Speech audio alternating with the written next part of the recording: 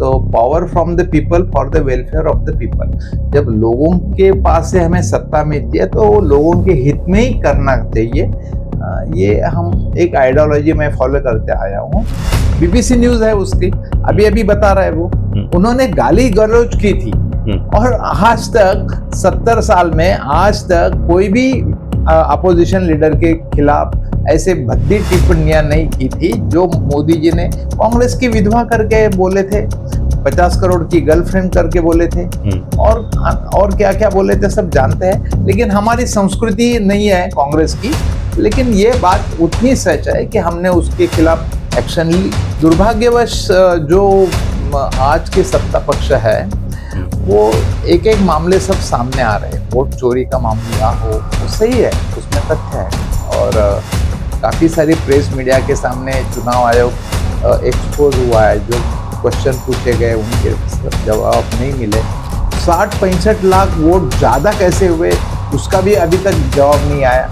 और एक बार नहीं, सांसद ने प्रेस कॉन्फ्रेंस लेके बार बार राहुल जी और इंडिया अलायंस के जो नेता है वो पूछ रहे, सुप्रिया सुले जी साथ में थे, अपने संजय राउत जी साथ में थे, प्रेस कॉन्फ्रेंस ली थी, अभी तक उसका समाधान कारक उत्तर या जवाब नहीं मिला।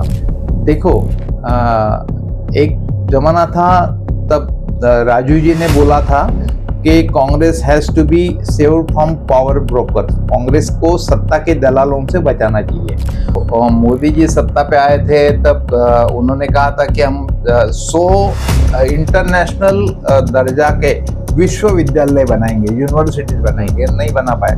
100 स्मार्ट सिटी बनाएंगे, वो नहीं बना पाए।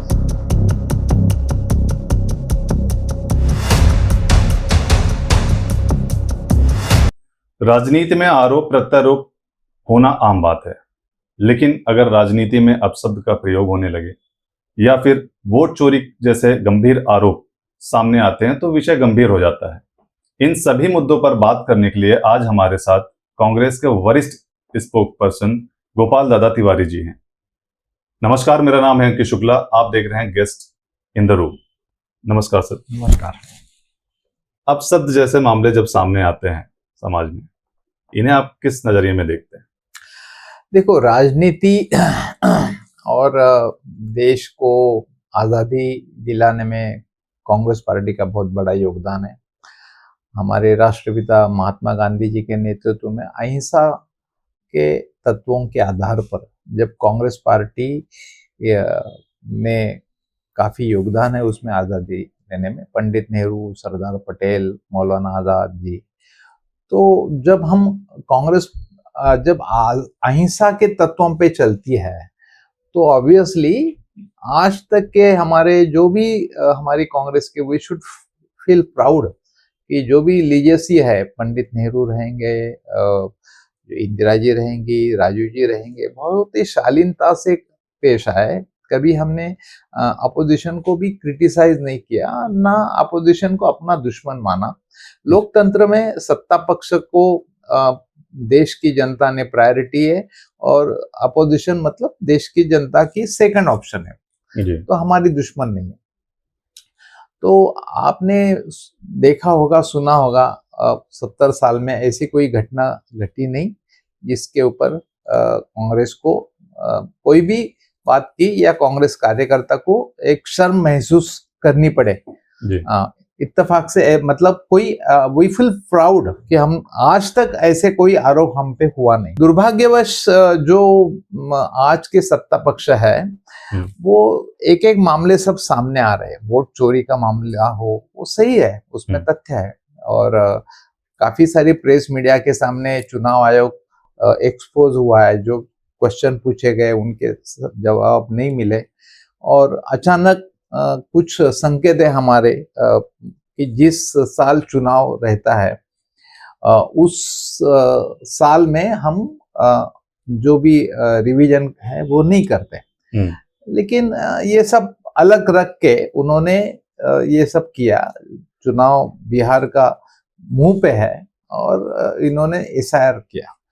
वो भी एक ऐसी बात है कि जो आज तक जो स्पेशल इन्वेस्टिगेशन रिवीजन बोलो, इंटेंसिव रिवीजन बोलो, जो हुई थी और जो पहले की जो लिस्ट है हमारी वोटर लिस्ट उसके आधार पर हुई, लेकिन अचानक इन्होंने सब फॉर्मूले बदल दिए। और चुनाव आयोग एक तरफ कहता है कि हम हमारी संख्या लिमिटेड है, 800-900 लोग हैं, हम सब राजनीतिक पार्टियों के बिना कुछ नहीं कर सकते। लेकिन फिर उन्होंने राजनीतिक पार्टियों को बुलाया भी नहीं, अपनी मनमानी करी। और ये सब मामला अब सामने आने के बाद सत्ता पक्ष बीजेपी जो है, मोदी जी को, इनके पैरों की तले जमीन खिसक रही है, ये वास्तवता है। जो जिस तरह से बिहार में जन सलाह बहुत ही उम्र पड़ा हो, जिस तरह से कांग्रेस को और इंडिया अलायंस को जो एक सपोर्ट मिल रहा है जी, तो अभी ये गलत आरोप लगाना इन्होंने चालू किया।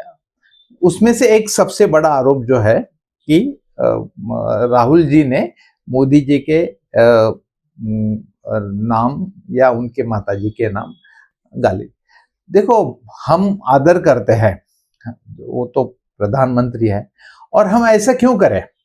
वास्तवता यह है कि उस दिन आज जो भी बीजेपी और मोदी जी और शाह जी अपने अपने ढंग से एक्सपोज हो रहे हैं, मतलब वो कोई देश की सुरक्षा का मामला हो, आतंकवाद हो, महंगाई हो, तो कॉमन पर्सन जो है वो भी बहुत झिझक गया है। उसमें से एक बंदा आता है स्टेज के ऊपर और अपनी भड़ास निकालता है, और जैसे भड़ास निकालता है वो कोई आदमी, कोई कांग्रेस पार्टी का ना पदाधिकारी था ना कोई कार्यकर्ता था, एक जनरल आदमी सामने स्टेज पे आके भड़ास निकालता है और उसने अनाप शनाप बोल दिया। जैसे ही उसने बोल दिया, तुरंत हमने उसके खिलाफ कड़ी से कड़ी एक्शन लेना और उसको कौन है उसको अरेस्ट करना, ये मांग की थी। इसका मतलब वो जो गाली गलौज की वो कांग्रेस की तरफ से नहीं हुई थी, ना उसका हम समर्थन करते हैं। जो भी बंदा हो, वो बाद में पता चला कि कोई कर्मचारी है कोई ऐसा, तो उसके खिलाफ हमने सख्त एक्शन लेने की खुली डिमांड की। अब वो जानबूझ के वो राहुल जी के मुंह पे डालना, ये बहुत गलत बात है। और दूसरी जगह अगर हम कहें तो 2019 के चुनाव में हिमाचल प्रदेश के जो भारतीय जनता पार्टी के अध्यक्ष है सतपाल सिंह सत्ती, उन्होंने तो राहुल जी के नाम से उनके माँ पे, बीबीसी न्यूज है उसकी, अभी अभी बता रहा है वो, उन्होंने गाली गलौज की थी। और आज तक 70 साल में आज तक कोई भी अपोजिशन लीडर के खिलाफ ऐसे भद्दी टिप्पणियां नहीं की थी जो मोदी जी ने कांग्रेस की विधवा करके बोले थे, 50 करोड़ की गर्लफ्रेंड करके बोले थे, और क्या क्या बोले थे सब जानते हैं। लेकिन हमारी संस्कृति नहीं है कांग्रेस की। लेकिन ये बात उतनी सच है कि हमने उसके खिलाफ एक्शन ली, उसके खिलाफ उसको अरेस्ट करने की मांग की, और इसका हम समर्थन ही नहीं करते। जो बात कांग्रेस के नेता तो छोड़ो, कांग्रेस पार्टी के किसी सदस्य ने भी नहीं कही हो, वो बात राहुल जी के नाम से गले उतारना, ये गलत बात है, उसकी हम निंदा करते हैं। पिछले असेंबली चुनाव में राहुल गांधी जी ने भारत जोड़ो यात्रा शुरुआत की थी, अभी वोट अधिकार यात्रा बिहार जैसे राज्यों में चालू है। इसके ऊपर आपको क्या कहना है? इनसे कुछ फर्क पड़ने वाला है आने वाले इलेक्शन? नहीं, बिल्कुल पड़ने वाला है। देखो, डॉक्टर बाबा साहेब अम्बेडकर का जो संविधान है, उन्होंने कहा कि वोटर जो है वो लोकतंत्र का एक सबसे बड़ा फाउंडेशन है। जब जहां से लोकतंत्र शुरू होता है, वो अपना भविष्य के लिए अपनी सरकार चुनता है, उसको पूरा हक है। और हमारे देश की खासियत यही कि अमीर रहो या करोड़पति रहो या कॉमन मैन रहो या सबसे छोटा गरीब हो, उसको एक ही वोट है। जब हमें अपने एक एक वोट से हमारी सरकार बनती है, सरकार चुनते हैं, तो स्वाभाविक तौर से ये आता है कि भाई जो वोटर है, वोटर को अपना हक के बारे में जागरूकता लाना।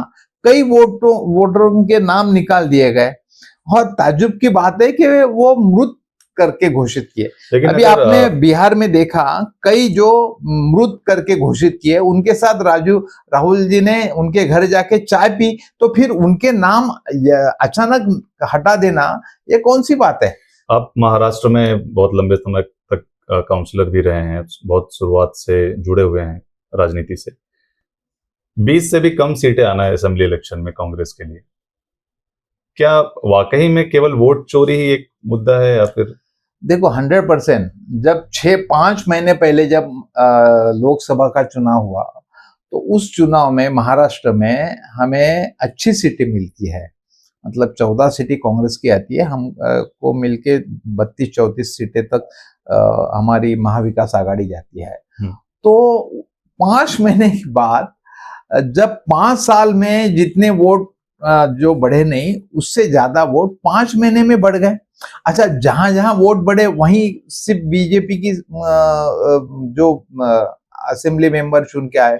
सबसे बात है, जो डिक्लेरेशन पॉपुलेशन था महाराष्ट्र का, एडल्ट डिक्लेरेशन पॉपुलेशन, जो 18 साल के उम्र के जो होते हैं उनका वोटर आईडी, वोटर लिस्ट में नाम आता है। तो एडल्ट डिक्लेरेशन पॉपुलेशन से ज्यादा वोट कैसे मिले, ये बहुत ही ताजुब की बात है और खेदजनक बात है कि ऐसे कैसे हो सकता है। जो चुनाव आयोग ने जिसका क्लैरिफिकेशन करना चाहिए, चुनाव आयोग एक स्वायत्त संस्था है, उन्होंने अपनी जिम्मेदारी रखते हुए ये सब बातों का क्लियरेंस देना चाहिए था, अभी तक नहीं दिया। शाम को 4-5 बजे के बाद इतना वोटिंग कैसे हुआ? अच्छा, वो टाइम देखे जाए तो 1 से 1.5 मिनट के लिए एक वोट भी पकड़े तो रात को 3-4 बजे तक वोटिंग होना चाहिए था, तो इतनी कतारें लगी नहीं थी।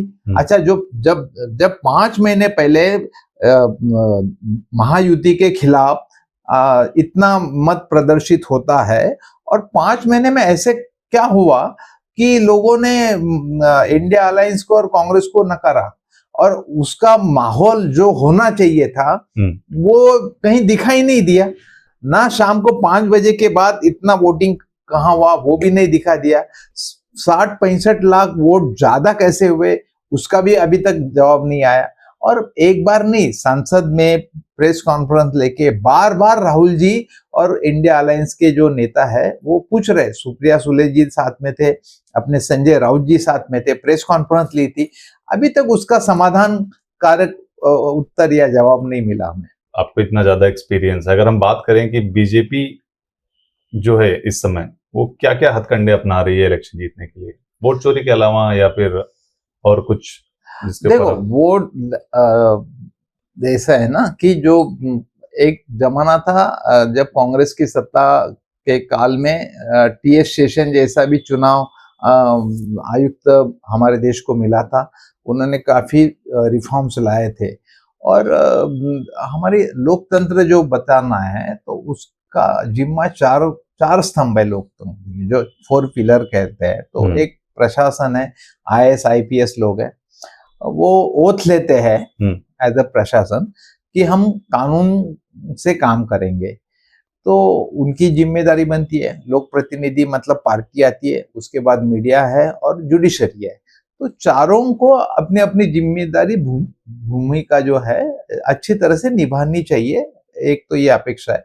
और उसके साथ साथ अगर आप कहते हो कि ये सब हथकंडे क्यों अपना रहे, तो एक मैं अगर जवाब मतलब ये दूं कि 2 स्टेट के चुनाव है, एक साथ नहीं आप डिक्लेयर करते, बीच में कई गैप रखते हो और करते हो। दूसरी बात, तब तक लास्ट मिनट तक करते जब तक पूरा केंद्रीय मंत्रिमंडल, प्रधानमंत्री सरकारी खर्चे से चुनाव के लिए बार बार जाते हैं, वहां प्रचार करते हैं। तो ये नैतिकता में कहाँ बैठता, नहीं बैठता ना ये सब।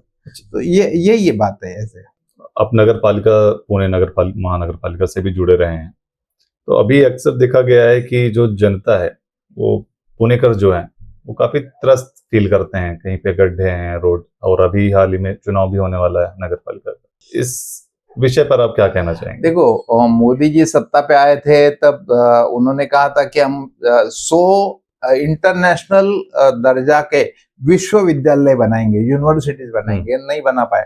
100 स्मार्ट सिटी बनाएंगे, वो नहीं बना पाए। तो जो जब उसके बिल्कुल उल्टा अगर देखे जाए तो यूपीए की सरकार थी, तब जवाहरलाल नेहरू पुनर्निर्माण अर्बन मिशन था, JNN जो है, उसके तहत पुणे शहर को काफी कुछ फंडिंग मिला था। तो उसमें पब्लिक ट्रांसपोर्ट भी सक्षम हुई थी। हमारे कई बसेस जो ट्रांसपोर्ट बसेस आई थी, काफ़ी कुछ डेवलपमेंट मिला, जो का एक फंडिंग है वो मिला था। इसमें जो एक रिवर अगर देखा जाए तो जायका प्रकल्प है वो भी पूरा नहीं हो पा रहा है मुठार नदी का। तो ऐसे कोई सवाल है और वो टोटली फेलियर हुआ है, क्योंकि डेवलपमेंट प्लान और टाउन प्लानिंग ये जो इसके हिसाब से जो डेवलपमेंट होना चाहिए सिटी का, वो नहीं हो रहा है। तभी तो इतना ट्रैफिक जाम बार बार हो रहा है सब जगह से। मतलब थोड़ा सा भी बारिश होती है तो सिटी जाम होता है। आपके हिसाब से नगर पालिका चुनाव में कांग्रेस की कितने सीटें आने वाली हैं, कितना अच्छा प्रदर्शन करने वाली है? नहीं, देखो, जनता इस सब जो भारतीय जनता पार्टी और महायुति की जो सरकार है वो फेल हुई है, इसलिए उनको शिवसेना और राष्ट्रवादी कांग्रेस में तोड़ो फोड़ो की राजनीति कर रहे हैं। और मतलब सीधा है कि जब उनको कोई जरूरत नहीं थी, लेकिन सामने हमारे सामने विपक्ष नहीं चाहिए ताकि हमें सवाल ना कोई पूछे, ये उनकी एक उम्मीद है। पर प्रॉब्लम ऐसा है कि सिर्फ आप दो पार्टियों को तो आपने तोड़ फोड़ किया, लेकिन कांग्रेस जो पार्टी है जो जनता का आज तक प्रतिनिधित्व करते आई है और उन्होंने काफी काम किया है, डेवलपमेंट किया है, तभी तो जाके कांग्रेस को बार बार चुन के दिया है। तो हम अपने एजेंडे पे, हम अपने इरादे, हम अपने तत्वों के आधार पे हम एक आत्मविश्वास रखते हैं। अगर हम गोपाल दादा तिवारी की बात करें तो अगर भविष्य में किसी दूसरी पार्टी से न्योता मिलता है नहीं, तो कहीं पे जाने का विचार है?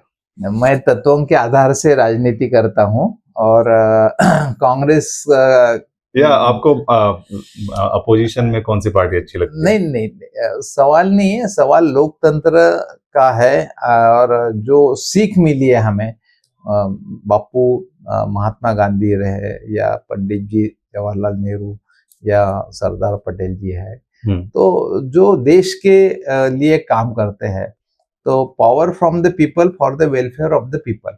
जब लोगों के पास से हमें सत्ता मिलती है तो वो लोगों के हित में ही करना चाहिए। ये हम एक आइडियोलॉजी में फॉलो करते आया हूँ और मुझे यकीन है जब 70-75 साल में बार बार लोगों ने चुन के दिया है, तो अभी भी इनका जो तजुर्बा, एक्सपीरियंस लेके देश की जनता अच्छी तरह से विचार करेगी।